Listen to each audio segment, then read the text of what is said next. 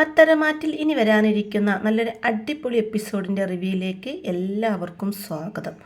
അങ്ങനെ ദേവയാനിക്ക് ആരോ ബ്ലഡ് കൊടുത്ത് സഹായിച്ചു എന്ന വിവരം വേണു ചെന്ന് അനാമികയുടെ അടുത്ത് പറയുന്നുണ്ട് കേട്ടോ. പക്ഷേ നയനയാണ് ബ്ലഡ് കൊടുത്ത് സഹായിച്ചത് എന്നുള്ള വിവരമൊന്നും വേണുവിനറിയില്ല. ഭാഗ്യം, അല്ലെങ്കിൽ ഞാൻ തന്നെ അവർക്ക് ബ്ലഡ് കൊടുക്കേണ്ടി വന്നേനെ അച്ഛ എന്ന് അനാമിക പറയുമ്പോൾ മോള് പെട്ടെന്ന് അനന്തപുരിയിലേക്ക് ചെല്ലാൻ നോക്ക്. എന്നിട്ട് ദേവയാനി തിരിച്ചെത്തുമ്പോഴേക്കും ബ്ലഡ് കൊടുത്ത് സഹായിച്ചത് മോളാണെന്ന് എല്ലാവരോടും പറഞ്ഞേക്ക്.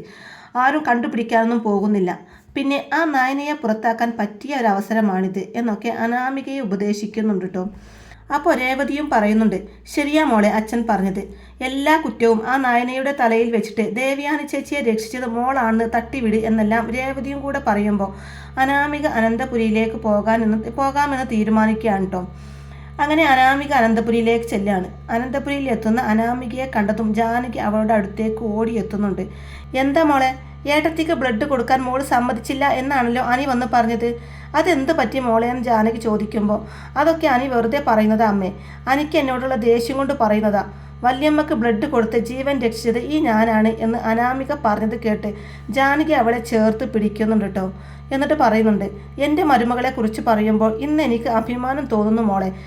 എന്ത് നല്ല മനസ്സാണ് എൻ്റെ അനാമിക മോളുടേത്. ഇവിടെ ചിലരുണ്ട് മരുമകളാണെന്ന് പറഞ്ഞിട്ട് വീടിനകത്ത് കാല് കുത്തിയ അന്ന് മുതൽ പ്രശ്നങ്ങളാണ്. ഏട്ടത്തി ഒന്ന് ഇങ്ങോട്ട് വന്നോട്ടെ. ഏട്ടത്തിയെ ഈ നിലക്കാക്കിയതിന് നയനയെ ചവിട്ടി പുറത്താക്കുന്നത് ഏട്ടത്തി തന്നെയായിരിക്കും. ഇങ്ങനെയൊക്കെ ജാനകി പറയുന്നുണ്ട്. പിന്നീട് ദേവയാനിയെ ഡിസ്ചാർജ് ചെയ്ത് ആദർശും ജയനും കൂടെ വീട്ടിലേക്ക് കൊണ്ടുവരികയാണ്.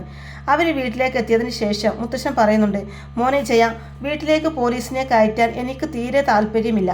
പക്ഷേ ശരിക്കുള്ള പ്രതിയെ കണ്ടെത്തിയേ പറ്റൂ. അത് ആരാണെങ്കിലും അവർക്ക് നല്ല ശിക്ഷ കൊടുത്തേ പറ്റൂ. ഇല്ലെങ്കിൽ ഈ വീട്ടിൽ ഇനിയും ഇതുപോലെയുള്ള അനർത്ഥങ്ങൾ സംഭവിക്കും. പ്രശ്നം വെച്ച് നോക്കാൻ ഞാൻ ജോത്സ്യനോട് വരാൻ പറഞ്ഞിട്ടുണ്ട്. അദ്ദേഹം വന്നിട്ട് ബാക്കി കാര്യങ്ങൾ തീരുമാനിക്കാം. അങ്ങനെ മുത്തശ്ശൻ പറയുമ്പോൾ എല്ലാവരും അതിന് സമ്മതിക്കുന്നുണ്ട്. കുറച്ച് കഴിഞ്ഞ് അനന്തപുരി തറവാട്ടിലേക്ക് ജോത്സ്യൻ വരുന്നുണ്ട്. അത് കണ്ട് അനാമികയും അമ്മയും ഒക്കെ ആകെ ഭയന്ന് നിൽക്കുകയാണ്. അമ്മേ, ഇനി ഇയാൾ നമ്മുടെ പേരെങ്ങാനും പറയോ? നമ്മളാണ് പ്രതിയെന്ന് മനസ്സിലായാൽ പിന്നെ ജീവിച്ചിരുന്നിട്ട് കാര്യമില്ല അമ്മേ എന്ന് അനാമിക പറയുമ്പോൾ ഇയാളത് കണ്ടുപിടിക്കാനൊന്നും പോകുന്നില്ല മോളെ. അല്ലെങ്കിൽ എനിക്ക് ഈ ജ്യോതിഷത്തിലൊന്നും യാതൊരു വിശ്വാസവും ഇല്ല മോളെ എന്ന് പറയാണ് രേവതി. പ്രശ്നം വെച്ച് നോക്കിയ ജ്യോത്സ്യര് ഈ വീട്ടിൽ ദോഷമുണ്ടാക്കുന്ന ചിലരൊക്കെ ഇവിടെ കയറി പറ്റിയിട്ടുണ്ട്. അവർ കാരണമാണ് ദേവയാനിക്ക് ഈ അത്യാഹിതം സംഭവിച്ചത്. അവരെ വീട്ടിൽ നിന്ന് പുറത്തു പോവാതെ ഈ വീട് പഴയ പോലെ ആവില്ല എന്നൊക്കെ രേവതിയെയും അനാമികയെയും നോക്കിക്കൊണ്ട് ജ്യോത്സ്യർ പറയുന്നുണ്ട്. അത് കേട്ട് മുത്തശ്ശനും ആദർശനും ഒക്കെ അനാമികയെ സംശയം വരുന്നുണ്ട്. ഞങ്ങൾക്ക് സംശയം ഈ വീട്ടിലെ മൂത്ത മരുമകളായ നയനയെയാണ്.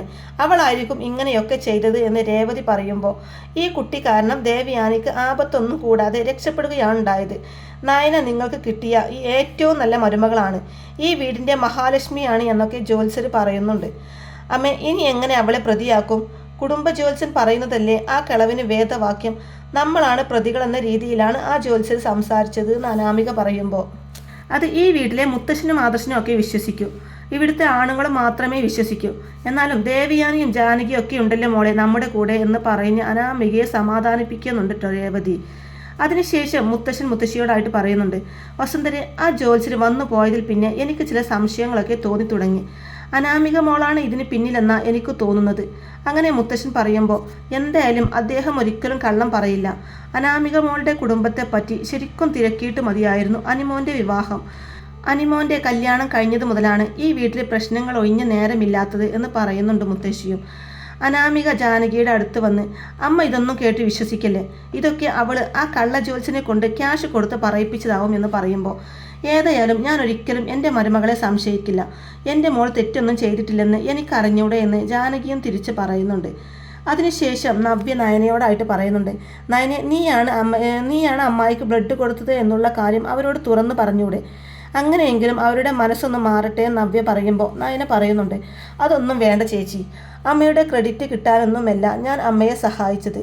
ഇനി ഞാൻ തന്നെയാണ് ബ്ലഡ് തന്നതെന്ന് പറഞ്ഞാലും അമ്മ എന്നെ അംഗീകരിക്കാനൊന്നും പോകുന്നില്ല എന്ന് പറയുന്നുണ്ട് നയന.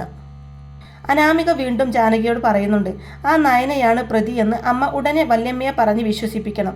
എല്ലാവരും എന്നെയാണ് ഇവിടെ സംശയിക്കുന്നത്. എൻ്റെ നിരപരാധിത്വം വല്യമ്മയെങ്കിലും തിരിച്ചറിയട്ടെ എന്ന് അനാമിക പറയുമ്പോൾ, മോൾ സമാധാനമായിട്ടിരിക്കും.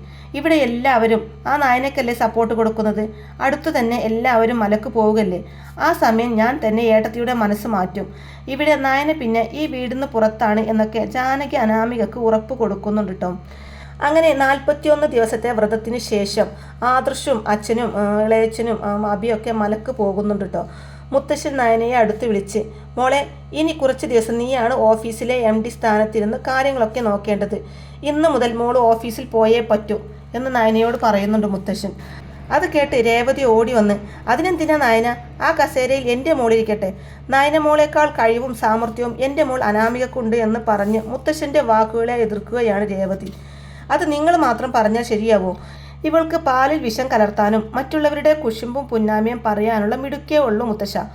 എൻ്റെ അനിയത്തി നയന തന്നെയാ ഓഫീസ് കാര്യങ്ങൾ നോക്കാൻ എന്തുകൊണ്ടും നല്ലത് എന്ന് പറഞ്ഞുകൊണ്ട് നവ്യ അങ്ങോട്ടേക്ക് വരുന്നുണ്ട്. ഈ വീട്ടിൽ ആര് ഓഫീസിൽ പോയാലും എനിക്കൊരു പ്രശ്നവും ഇല്ല മുത്തശ്ശ. അനാമിക തന്നെ പോട്ടെ.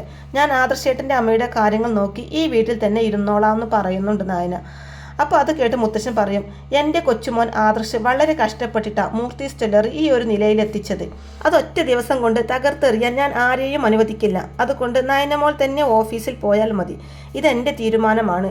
അനാമിക ദേവയാനിയുടെ കാര്യങ്ങൾ നോക്കി വീട്ടിൽ നിൽക്കട്ടെ.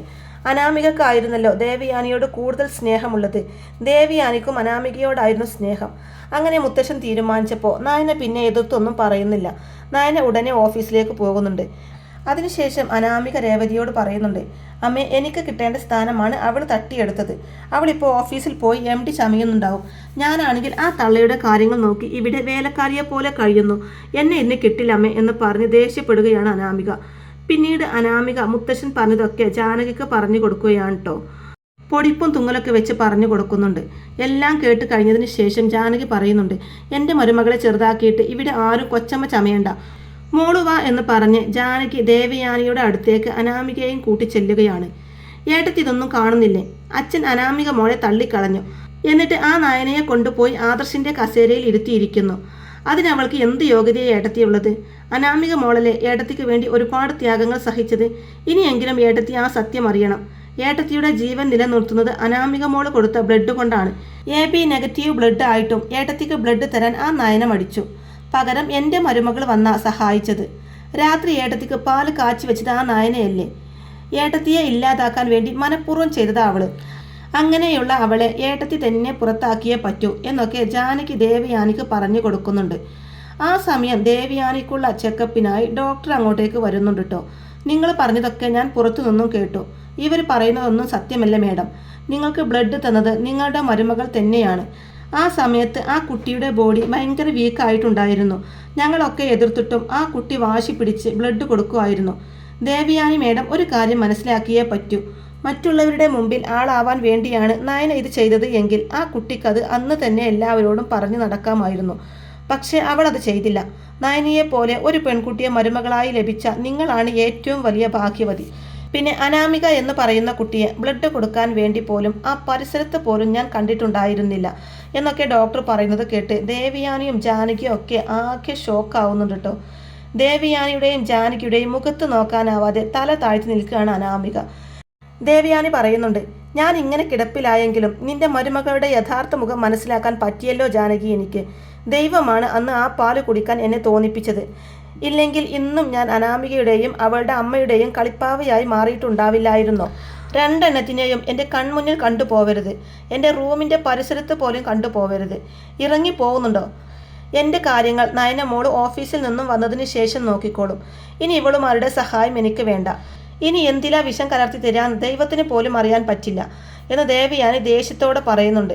അത് കേട്ട് അനാമികയും രേവതിയും ഒക്കെ ഒന്നും മിണ്ടാതെ അവിടെ നിന്ന് ഇറങ്ങി പോവുകയാണ്. ശേഷം ജാനകിയെ പറഞ്ഞ് മനസ്സിലാക്കാനായിട്ട് അവരിങ്ങോട്ട് വരുന്നുണ്ട്. അനാമിക മോളും രേവതിയും ഒക്കെ ഇനി ഒന്നും പറയണ്ട.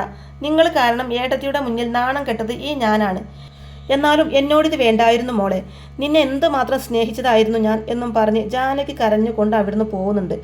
അപ്പോൾ ഇങ്ങനെയൊക്കെയുള്ള നല്ല അടിപൊളി ത്രില്ലിംഗ് എപ്പിസോഡുകളൊക്കെയാണ് കേട്ടോ ഇനി പത്തരമാറ്റ് സീരിയലിൽ വരാനിരിക്കുന്നത്. അപ്പോൾ ഈ റിവ്യൂ ഇഷ്ടമായിട്ടുണ്ടെങ്കിൽ വീഡിയോ ലൈക്ക് ചെയ്യാനും ചാനൽ കൂടി ഒന്ന് സബ്സ്ക്രൈബ് ചെയ്ത് സപ്പോർട്ട് ചെയ്യാനും മറക്കല്ലേ ഫ്രണ്ട്സ്. താങ്ക്